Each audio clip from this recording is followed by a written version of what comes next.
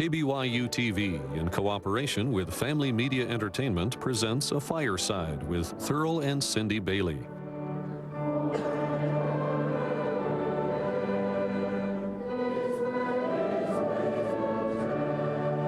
This program was recorded at the Bountiful Regional Center. Michael Moody, stake president of the Woods Cross Utah East Stake, is conducting. We appreciate that music. We are especially happy to have Brother Bailey's wife, Sindi, here with us tonight. Normally, she would be home with her children as she usually is. She was born in American Fork, Utah. I have to be careful how I say that because I was born in Spanish Fork. Have a little problem there. Sister Bailey is the only daughter of John and Sue Southwick, but she has two older brothers and one younger brother. She attended Richfield High School and went on to play basketball for Utah Valley Community College. And then after she graduated, she went on to Utah State. Sindi married Thurl Bailey on June 10th, 1994, and they were sealed in the Swiss Temple in February of 1996. She and Thurl are the proud parents of two children, Brielle, who is 4 years old, and Brendan, who is 2. We're so grateful that she could be with us tonight. After her remarks, Envoy will sing Come Back Home. Sister Bailey.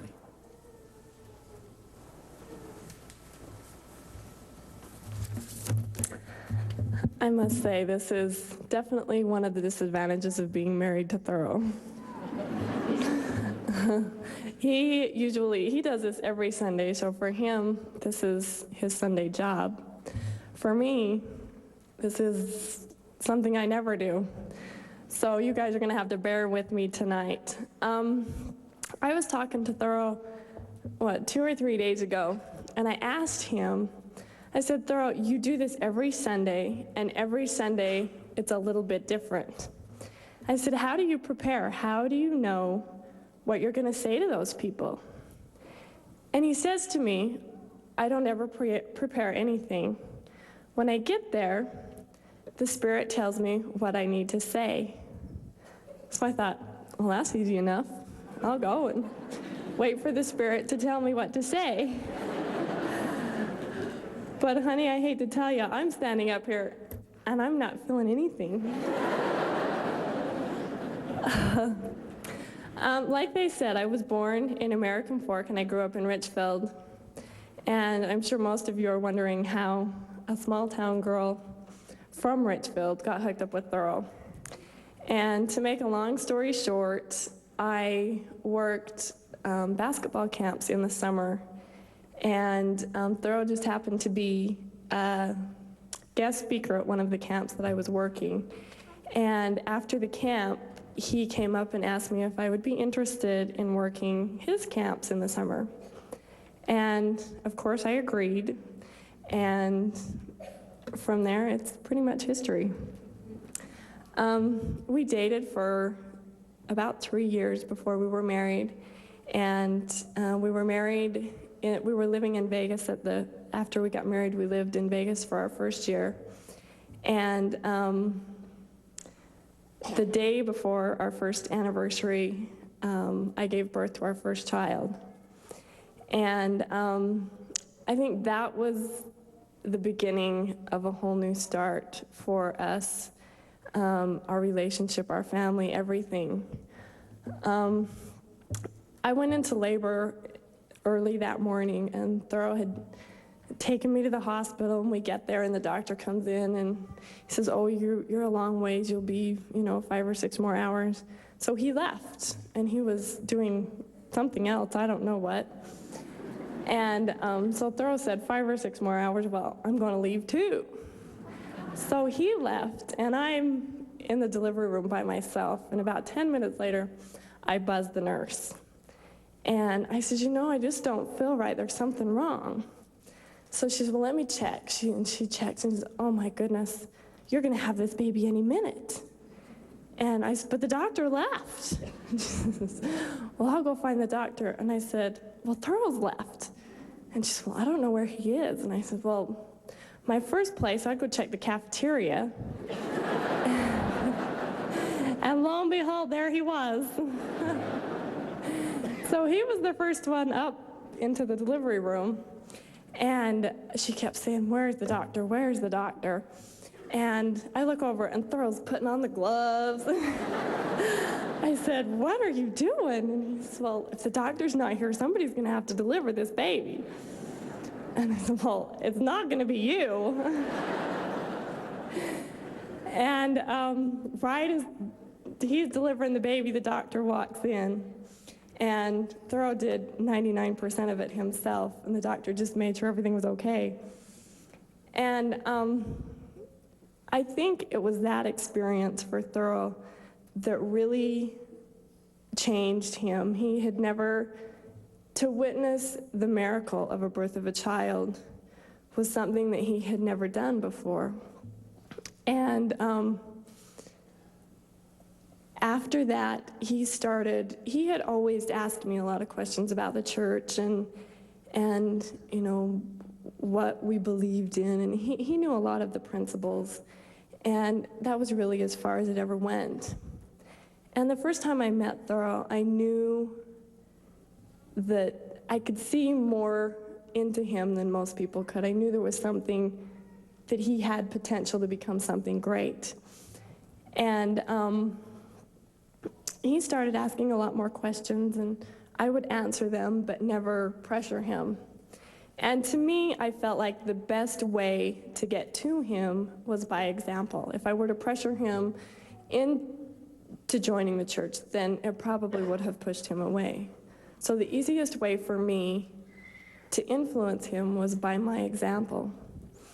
And about 2 months after our daughter was born, Thurl had decided to take a job in Italy. And he left, and it was just, he would go over about a month and a half or two before I would come over. I would get things ready at home to close down, and he would have to go find a place to live and get settled in before we came over. And when he got over there, a couple of weeks after he was there, I got a phone call from him. And in that phone call, he asked me if I could get the number to the mission home in Milan. And the first thing I thought is, he's really bored. And I asked him why, and he said he just wanted to investigate. He wanted to talk to the missionaries, and he was really interested. So I called my mom, and my mom gave me the phone number, and I called and gave it to Thurl. And he called immediately to the mission home. And of course, as soon as he called, there were missionaries left and right. Well, I'll go. And finally, the two missionaries showed up at his door and started teaching him the discussions. This time, I was still in Salt Lake. And he was going through the motions, you know. He knew more than probably what they were teaching him. And he would call and give me reports, you know, this is how it went today. And, you know, I really didn't think a lot of it because this was Thurl. He was curious about a lot of things, and this was just him. And so it was time for me and my daughter to fly over. So when we got there, about a week after we got there, my grandma passed away. So I had to pack up and go back home. And I'll never forget it. It felt like it happened yesterday. It's so clear in my mind. But I was sitting in the hotel room getting ready to go to the funeral, and my phone rang, and I ran over and picked it up. I was on my way out the door, and I said, hello, and it was silent on the other end. There was nobody there. And I said, hello, and I heard a really muffled hello. I said, Thurl? And there was nothing. It was silent. And I sat there for a minute, and I could hear him, and he was crying. And I didn't say anything. I just sat there. It seemed like forever. About 30 seconds later, I said, you're going to get baptized, aren't you? And he said, yes. And after he gathered his composure, I asked him, what was it? What happened? And he proceeded to tell me that the next day, the missionaries came, knocked on the door, and when he opened the door, he looked right past the missionaries, and behind them was this little man standing there. And it was the president of the mission. And when he looked at this man, he knew that this man had something to tell him. And he came in and they talked, and if you're a missionary, ever been on a mission, or if not, that you can teach and teach and teach all you want, but it's going to be the Spirit that converts that person. And Thurl told me the Spirit was so strong in that room that he knew he had found what he was looking for. And I was shocked. I was thrilled. It was the best thing that could have ever happened to him and I and our family. And for me to be, I've been raised in the church my whole life. I was born and raised, always active member, did everything I was supposed to do, and was always really active. And for me now to have him become a member and receive the priesthood and have the priesthood in my home was something that I had always wanted. And now that I've had it, it was more than I could have ever imagined. I am, like I said, I was born and raised in the church. And as there's a lot of youth here, and as most of you know, you go through and you live the teachings of the gospel. And for me, I was doing it, and I was doing it because it was the right thing to do, and I thought it was the right thing. But it wasn't until I sat down with Thurl and I saw the change that it had in him, and I could feel the Spirit every time I was with him, that it was him going through his experience and his testimony, that at the age of 25, 26, that I developed a testimony for myself, that I wasn't living through my leaders' testimonies or the bishop's testimony or my parents' testimonies. I always believed it was true, but it wasn't until I really saw a change in him and through his testimony that I was able to gain the testimony that I have. And to believe in something with all of your heart and to know of the truthfulness of the gospel. I've got the best life I could have ever wanted. I've got 2 beautiful kids that he's given me. I've got the priesthood in my home. I've got a wonderful husband. I've got it all now. And I just want him to know that I am so proud of him, and I am so thrilled that he will give of his time to help as many people as he can. I have not seen him on a Sunday evening in years because he's doing this every single Sunday. And to him, he feels like it's the least he can do after everything the church has done for him. And I'm so blessed to have him and the gospel and my family, my kids.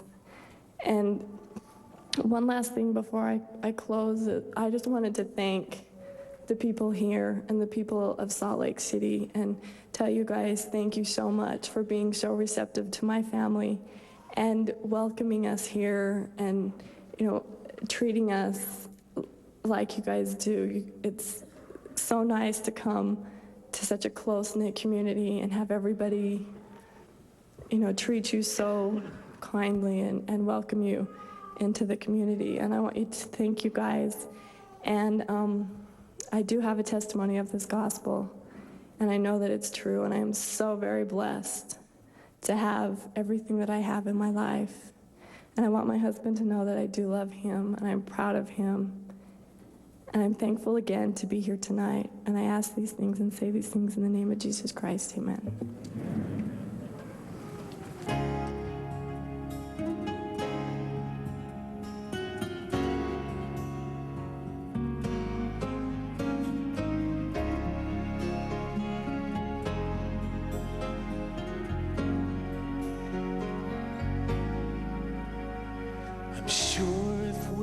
could remember our heavenly home on high, we'd see a great big family, all dressed in white, with Father there to guide us each and every day, with his loving arms around us.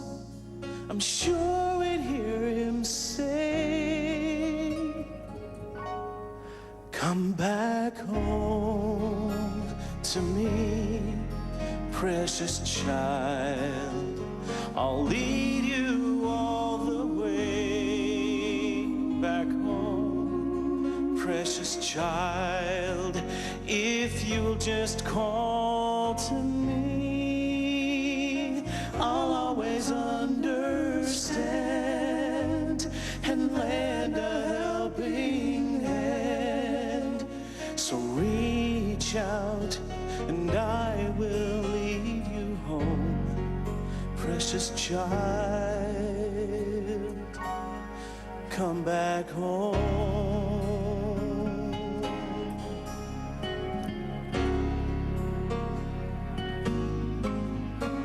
Our chosen little children, they come from above.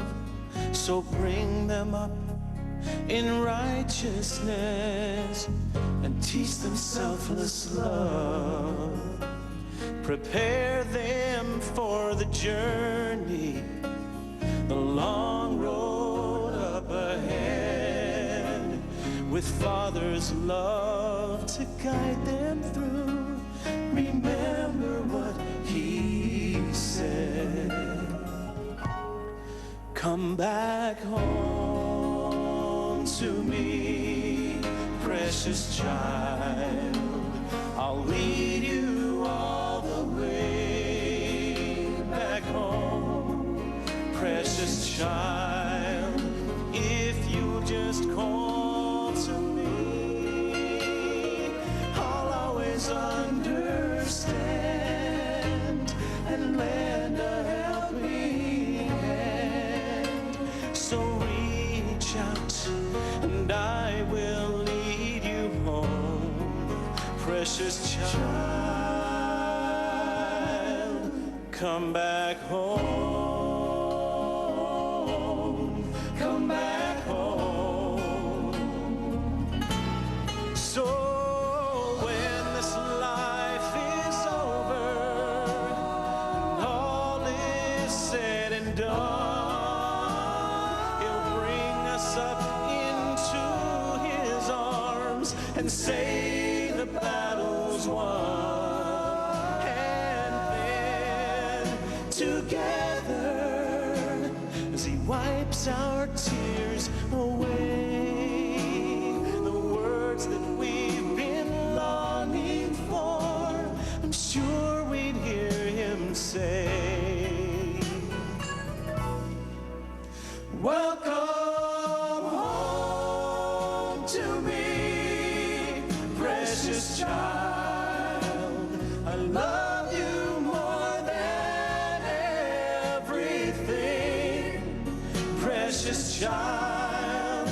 I've waited anxiously to open my arms to you, to see you come shining through. So well done, you've been faithful to me, precious child. Welcome home. Come back home. Welcome home. Come back home. Welcome home. Come back home. Welcome home.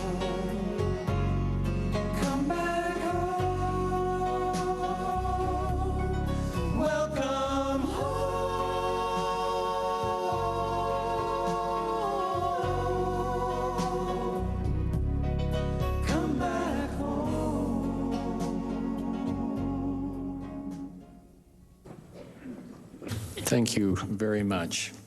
I assume that most of you here tonight know something about Brother Bailey. He was born in Washington, D.C., and attended North Carolina State University, where he helped lead the Wolf Pack to the 1983 NCAA basketball championship. He was the 7th overall pick in the 1983 NBA draft. Happily, the Utah Jazz were the lucky team, and that was the beginning of 16 years of professional basketball for Brother Bailey. He was baptized a member of the Church of Jesus Christ of Latter-day Saints in 1996, and that has changed his life forever. In addition to his gifts on the basketball court, he recently launched a career as a recording artist. The music is the main reason why I came to this fireside. As Envoy sang, I thought of a quote by one of our early church leaders, Adam S. Benyon, who said, "In the church we need better music and more of it, and better speaking and less of it." As a part of his message this evening, Brother Bailey will sing for us All the While, accompanied by James Marsden. This is one of the songs on his popular new CD, Faith in Your Heart. Both Envoy and Brother Bailey record for Shadow Mountain, which is a subsidiary of Deseret Book. At 6'11", you see an athlete, but there is much more than that. Thurl Bailey is a giant of a man. He has lived a life of dedicated service to his fellow men, leading to numerous civic awards in leadership and contribution to community. We thank the many who have contributed to the success of this fireside tonight and are grateful for all of you being here. I'd now like to turn the time over to Brother Thurl Bailey.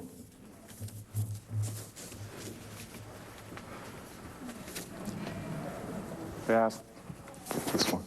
asked me to speak to you out here tonight. I think the reason was I've shorted out about 8 of these podiums because of the strain it puts on them.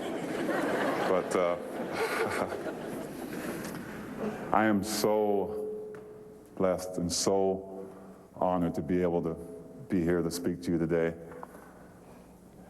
And I think all the time, why do we do that? Why do we come out to listen to someone speak for however long they're going to speak?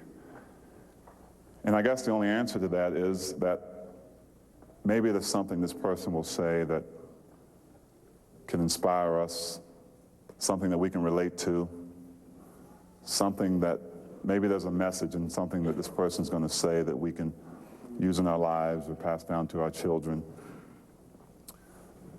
And it is my hope that that happens here tonight. I have been so blessed in my life to be able to play professional basketball for 16 years. And in those 16 years, and taking those roads and those pathways to greater levels and other things, I've just learned so much. And I've learned that the greatest gift from doing all that is happening here today. But I really believe that one of my goals before I leave here tonight is hopefully for you to know me a little bit better as a person. I know you've seen me on the court throwing my little hook shot or shooting my little jump shot or whatever, cheering for me at home or maybe cheering against me, I don't know. But my hope is that, and what I talk to you tonight about, you get to know Thurl Bailey, who he is, how he came to be, and just hopefully in some way can connect with some of the things that have happened in my life. But what I really need to do is take you back when I was a young boy. And I think that when we look back on our lives and we look at events that may have occurred that we remember vividly, that meant something in our lives, I have to go all the way back to when I was 6 years old. I remember, it was a long time ago, young people. I remember when I was 6 years old, and it was my first day of kindergarten. I did not want to leave the house. My mom said it's time to go to school. I wanted to sit there in the comfort of my home watching my cartoons, and now I had to go to school. So she drags me out of the house, throws me in the car, takes me to the school. She's dragging me along the sidewalk. I'm pulling the opposite way because I did not want to go into that school building, into that building. And she gets me in the door, gets me in the classroom. And when I walk in that classroom, I realize something that would have an effect on me for most of my life. Because I walked in that classroom and the other kids that were standing there were my age. And I noticed something right away, that they all came to my knee. And I remember this because, I mean, you would think that maybe a 6-year-old wouldn't really care, but I mean, I remember looking at these little people and asking my mom and dad, well, why is everybody so little? And of course, parents being parents and wanting to be positive, son, you're special. Special son. They didn't want me to think that, I was some kind of a freak or anything and have it destroy me. So, I took what they said, but it was a struggle. I mean, it's kind of like the kid who wears glasses and nobody else does when he's really young and he gets teased and everything. So this was something I knew at that time, at that point in my life, that height was something that I would have to deal with for a long time. And as a youngster, at that time, I kind of had decided that it was going to be tough. I mean, we'd go out in the playground, and I'd be the maypole for the kids to play around, and, it was a struggle for me. So I realized, not until probably junior high school, I realized that I had to do something to maybe take the attention off of how much taller and how lanky and how uncoordinated I was at that time, and so people wouldn't focus on that so much. I remember, any 7th grade boys in here? 7th grade boys. Raise your hand if you're a 7th grade boy. You're 7th grade? Come here. Come here for a sec.